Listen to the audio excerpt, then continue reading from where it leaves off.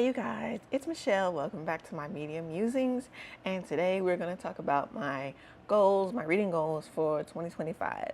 So last year, my goal was to read, I think, 40 books. And I ended up reading 51. So I'm pretty proud of myself with that. A lot of that, though, was audiobooks. Well, not a lot of it, but kind of like the over the 40 is probably the audiobooks. And I really want to make a point to read, like hit my goal reading physical books, either like physical or ebooks. But yeah, since I read about 40-ish books, I want to read for 2025 52 books. So that's a book a week. Slowly but surely my book reading has been going up and going up.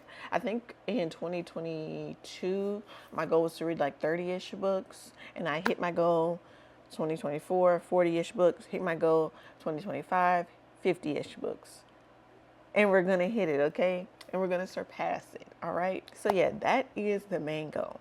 The second goal is to trim down my physical TBR. So you guys know I have a Perry here in my TBR jar, and so I'll be, picking books throughout the year from the jar and knocking off my physical TBR. So that's always a goal, trim that down. Read the books that you buy, so that way you can get rid of the ones you don't want and you can buy more books. Yes. And then the last bookish goal that I have is to get better at writing reviews. As I was doing my 2024 best of, worst of video, I was like going back through and, just trying to remember like how I felt about the books. And a lot of them did not have reviews. So yeah, I want to just do better at documenting my reading experience and how I'm feeling about the books and writing reviews on Goodreads. So you can be on the lookout for that. And then lastly, I just have 25 books that I want to get to in 2025. That's half of my reading goal right there. Part of the reason that I've taken so long to record this video is because I was trying to figure out what books I was going to put on this list. I was adding books, taking books away, and I'm still not 100% happy with it, but here we are. This is the list, and this is what we're going to go with. In no particular order, the first one is Parable of the Sower by Octavia Butler. So part of the books on this list is kind of reading those kind of classic Black authors.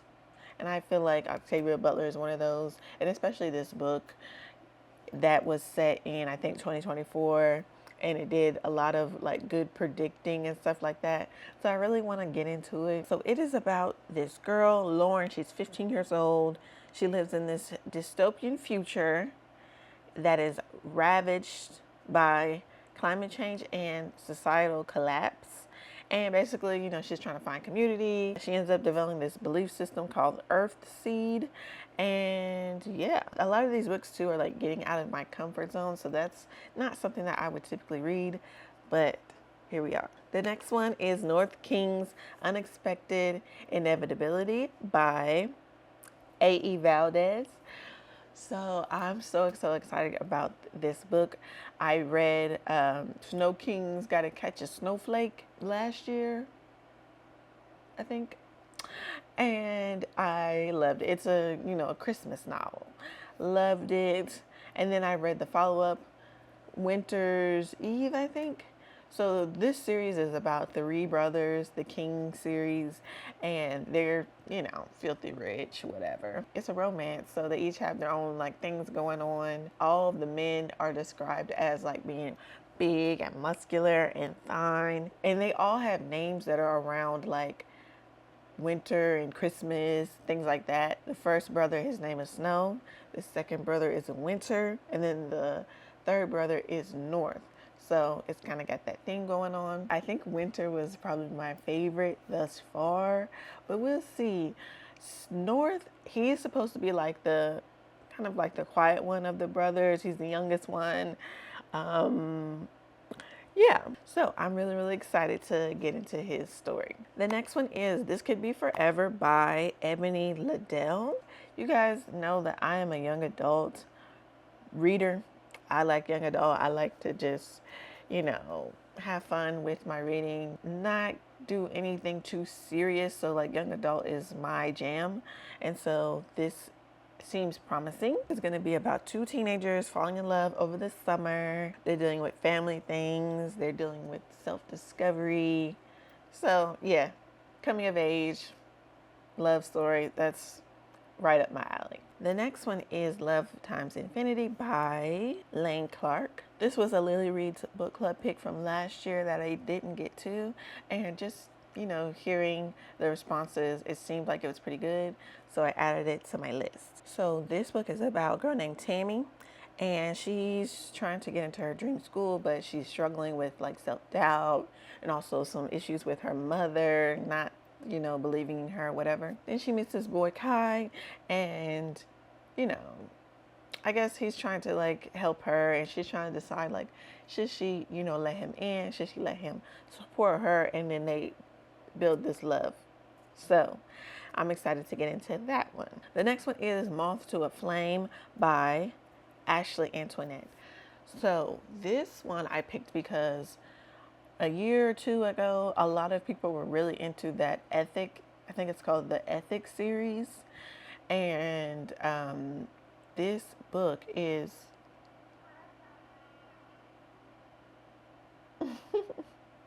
my baby's always interrupting. It's hard to do this with a newborn. It's hard. He's supposed to be napping. Let me go get him. See if I can put him down.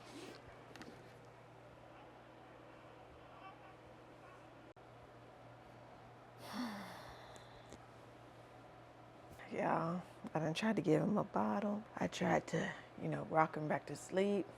He ain't gone. So he's sitting here in my lap. It's hard to do anything with a newborn. So all you mamas out there, send me a little love, send me a little encouragement, because this is so hard. Like, I have to make time to like do these videos and do something for myself, because if I don't, I'm gonna go crazy and I'm gonna find a corner to cry in. But I just have to remind myself that it's okay. Interruptions are gonna happen. He's here, like he's a presence. And I have to make sure that I give him my attention. So yeah, it just is what it is at the moment. But where was I? Moth to a Flame. Yeah, everybody was really into that ethics series, and I want to get into it too. And so I've heard that this book is kind of the start of that series, and that you don't necessarily have to read it to like get into it, but since it's the beginning, I'm going to start it, I'm going to start at the beginning. So yeah, it's an urban fiction novel, and y'all know how those are. So I'm excited to get into it. Let's see how it goes. I'm not sure if this one has a lot of spice in it. I'm not too into spice these days, but if the story is good, I'm going to read it, The next one is Finding Me by Viola Davis. I really want to get more into memoirs, and you guys know I like to collect them when I can, but there's so many that I have not read, and I'm trying to see what they're hitting for. I really want to come across like some good memoirs, of people that I look up to, and maybe even some people that I haven't heard of before, but just people that have really interesting stories. I'd like to like learn from those people and just hear what they have to say. I think everybody has a story in them. So Viola Davis, I've heard that her book is really, really good. So she's one of the ones that I definitely want to make sure that I get in 2025. The next one is Amari and the Great Game by B.B. Alston. Yes.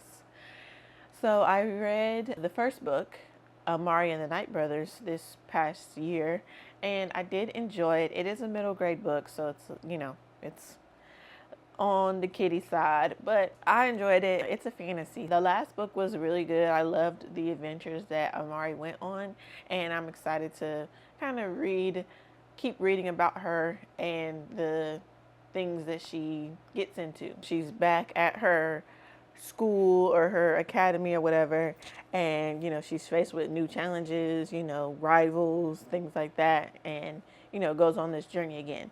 So can't wait to read that. The next one is Blood Justice by Terry J. Benton Walker. This is probably the book that I'm most excited to read. The first book, this is I guess a duology. So the first book was Blood Debts, and I read the arc of that before it came out. I guess that was 2022, or sometime, I can't remember. And I loved it. So it was just giving me everything I needed. It took me a while to get through it, but once I did, I was in it. Like, just the New Orleans feel, the spookiness of it, the kind of witchery, just all of it. I love that it had some queer romance in there. Like, I ate it up. I probably should reread it before I read the second one. But anyways, this series is about two siblings, Carter and Christina. And they had these magical powers from this long line of family witches. In the last book, they defeated the bad guys and stuff like that. But even in the last book, you could tell that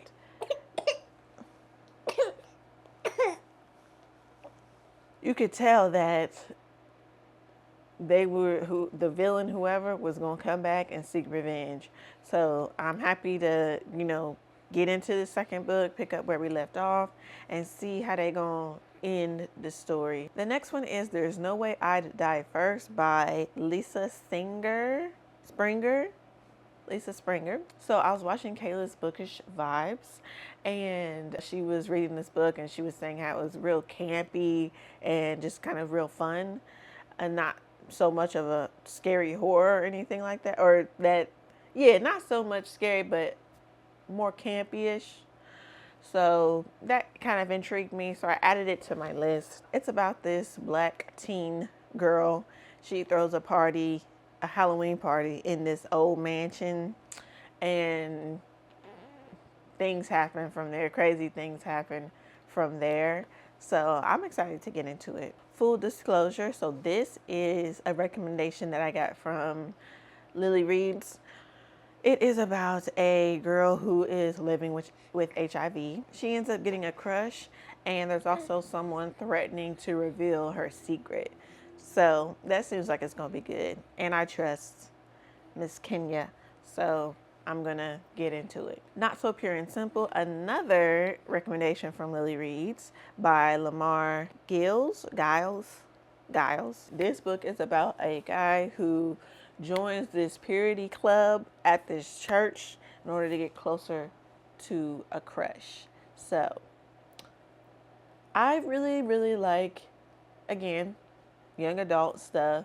I like coming of age stuff. I also like things where kids are exploring their sexuality. I hope that doesn't sound weird. When I was in school, I studied adolescents and like risky sexual behavior, like what causes them to engage in risky sex, teen pregnancy and like things like that. Like how do kids end up in situations like that? So I really like, going back to like the teen mom era, I like things that kind of explore that and like how did we get here and what causes teens to want to engage in that, and how can teens explore sex in a healthy way and learn about it in a healthy way, So this is another one that I'm really, really excited to read and get into. And I like that it is, I guess, the main character is a male. We don't get too many of those, or I don't read too many books where men or young boys are like the main characters. So I'm really excited to get into this, and especially since I have a son, navigating that and those conversations is going to be something interesting as he gets older. We'll see. Hopefully he's into reading, and maybe this is a book that I'll be able to like pass on to him and be able to use these different texts, these different books as conversation starters. Yeah, we'll see. The next one is Four Ids and a Funeral by, I don't want to butcher her name. She's the person who wrote Ace of Spades. So I wanted to read this. I think it's co-authored by someone else too. So I wanted to read this because, for one, I like to read Black authors, like first and foremost, but I do want to, get into other authors of color. I don't just want to read Black stories. I want to kind of learn about different cultures, things like that. From what I remember, this is about a Muslim girl who is dealing with, I think her church, or whatever they call it, is closing somehow, and this boy she used to be best friends with, that they are now kind of beefing, or they're not talking, whatever, but somehow he ends up like helping her save her church, and in saving her church she also saves Eid, which is a what is it called, a holiday for them, a celebration, if you will. So I hear it's kind of like their Christmas. So yeah, again, we're gonna learn, about these different cultures and things like that. The next one is White Smoke by Tiffany D. Jackson. This is the only Tiffany D. Jackson book that I have not read. I heard that she's coming out with some books this year, so that's gonna be fun. Tiffany D. Jackson is an auto-buy, auto-read, like, So yeah, I'm like, okay, I need to finish this last book in her catalog. I hear it's like a haunted house story, so that'll be fun. I also hear that it's kind of like the one that people like the least. So, that it kind of is what it is. But again, it's Tiffany D. Jackson. It's I'm sure it's gonna be pretty good. So I gotta get that. That's been on my list, my yearly TBR. At least it was on the last one. So I need to get to it. The next one is The Black Girl Survives in this one. So basically it's an anthology, and it's about these Black girls who are in the center of these horror stories. So, y'all know how that goes with the Black girl or even the Black person in the horror stories, and how that ends up. So The Black Girl Survives in this one. I'm interested to see how that story plays out, how it goes. Yeah, as you can see, this list is like a mix of a little bit of thriller, definitely a lot of YA, and some romance in there, and also some classics in there. So excited to get into that. The next one is Demon's Dream by L. Kaysen. So this one, I feel like be all over Book Talk, or Bookstagram, or BookTube, like all the girlies. If you're urban fiction, if you're into that, you've read it. So I hear it's also a pretty long one too, and I just haven't read it yet. So I'm like, this is one that I need to read. I'm excited to get into it. I do hear that it's very spicy, very, very spicy. But again, if the story's good, I'm here for it. So we're gonna see if we can finish that one this year. The next one, All the Sinners Bleed by S.A. Cosby. I have not read any S.A. Cosby yet. So I just picked one. It may change, I may decide that I want to read another one of his books. But definitely I'm going to read an S.A. Cosby this year. At least one, I got to see what the girls is talking about. Like, everybody has, like, all his books, and they just love his books, and they're, in their favorites. So I gotta see. I gotta see what it's hitting for. This particular one is about an FBI agent. He becomes the first black sheriff in this rural town and immediately has to solve a murder case. I mentioned this to my father-in-law, and he's a very, very fast reader. So like they came to visit us to, visit the baby. And I mentioned it to him, and he read it in probably like a little over 24 hours. So, and he said that it was very good. So I figure, if he says it's good, then I'm sure it's pretty good. So yeah, I can't wait to get into S.A. Cosby. The next one is Finding Jupiter by Khalees Rowe. So this one is a last minute addition. I had seen this one before, like it was already like on my TBR on Goodreads, but I decided to add it to this list because of Reading Over Reality's video. She said that she was looking for a romance that was not just about lust, and that they had some deep love, deep connection for each other. And she said that was it. So I'm like, yeah, I'm here for that. Let me add it. I like to take recommendations. I like to take suggestions from people that I like, people that I trust. So yeah, shout out to Reading Over Reality. Shout out to Lily Reed. Shout out to Kayla's Bookish Vibes for contributing to my list. The next one is Their Eyes Were Watching God by Zora Neale Hurston. So this is another one of those classic. I haven't read any Zora Neale Hurston, so got to get into it. I asked my mother-in-law while she was here, what book would she recommend for me to read first of hers? This was one that she pointed out. So I'm going to read it. This one is a little bit out of my comfort zone. It is set in the early 20th century South. So yeah, we're going to see. The next one is Recitative by Toni Morrison. Again, have not read any Toni Morrison. She has The Bluest Eyes. She has Sola. I think that's what it is. She has Beloved. All of those different books. But I'm going to start with this one.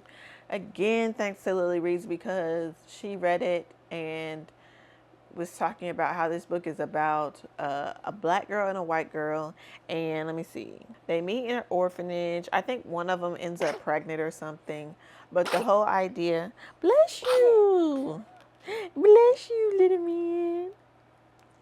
I think the whole idea is that she doesn't reveal which one is black and which one is white. And so you as the reader are left to kind of try to figure out which one that you think is black and which one you think is white. So it's got, I'm assuming it says a lot about race, class, things like that. So, and that it challenges our thinking on those things. So I'm excited to get into that one. I'm a little intimidated by Toni Morrison, especially like some of those other books. I hear that they can be a little difficult to read. And again, it's not in my comfort zone. So we're going to start with this one and we'll make our way through the rest of those books sometime in this lifetime. The next one is The Hookup Plan by Farah Roshan. So this is a part of the Boyfriend Project series. This is like a little bit older. Like people were talking about this series a couple years ago, 2 or 3 years ago.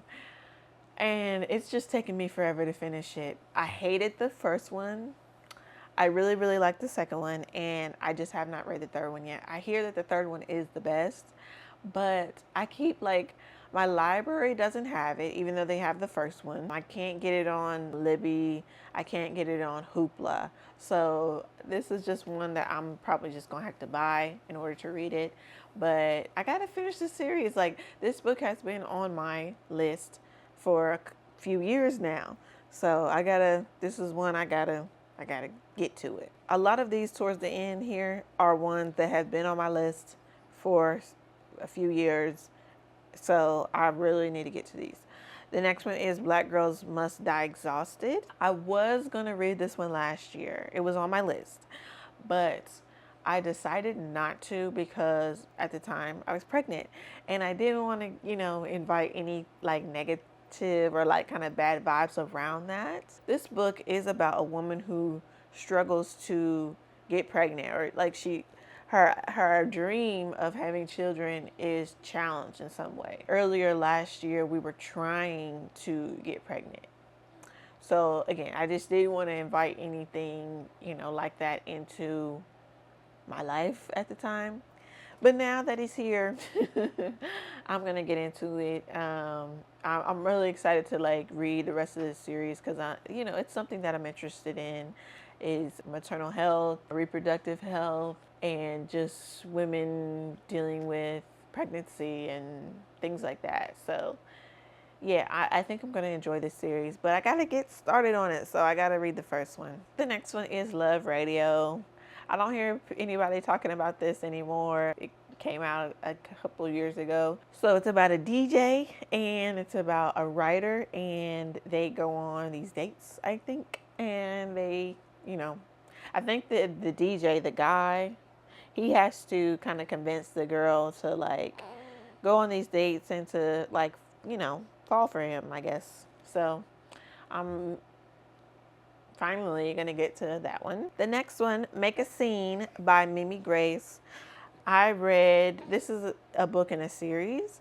I read book 2 in Lily Reed's book club, and I really, really liked it. I loved it. It was kind of fall themed, so it was perfect. I was able to like get through it really quickly, and I really liked it. So I'm like, okay, I got to check out the rest of this series.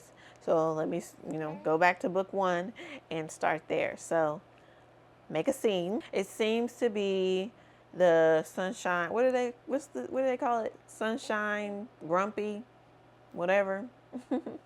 We have the girl, I think she's the sunshine, and the man, he's the grumpy. And then we have this fake dating situation. So we'll see.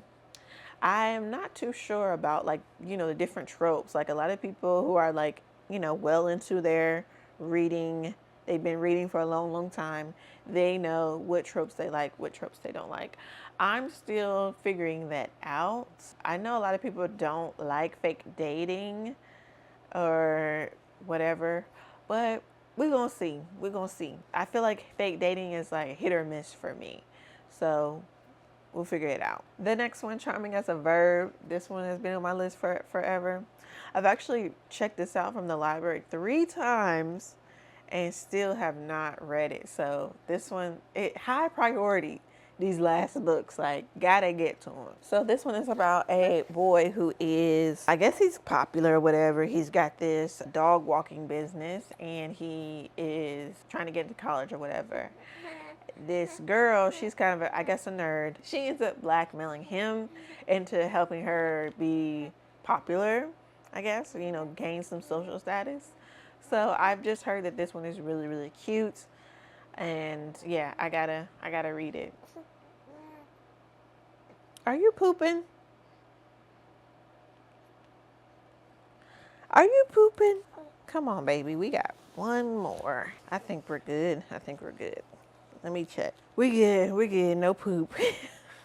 The last one. Okay. The last one is Speak by Laurie Anderson. This is one that I read in like high school. It is about a girl who she goes through some type of sexual assault, and because of that experience, she stops speaking. She becomes mute. So yeah, I'm pretty sure that book has won awards and stuff like that. It's an oldie. That's another thing that I'm like trying to do is like, I'll remember books that I've read or that were read to us in high school or in middle school or whatever, and go back and see what they was hitting for. See if I want to add it to my shelf just for the nostalgia. Yes. So those are my reading goals and my 25 books that I want to get to this year. Have you read any of these books? What did you think? Are there some books where, I should just let it go, not even bother? Or are there some books that you really, really loved and that I should put higher up on my priority list, let me know.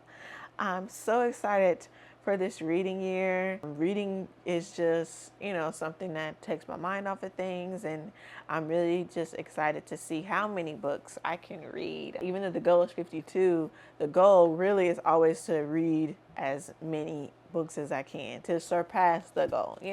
So yeah, thank you guys so much for watching. Please make sure that you like, comment, and subscribe, and I will catch you guys in the next video.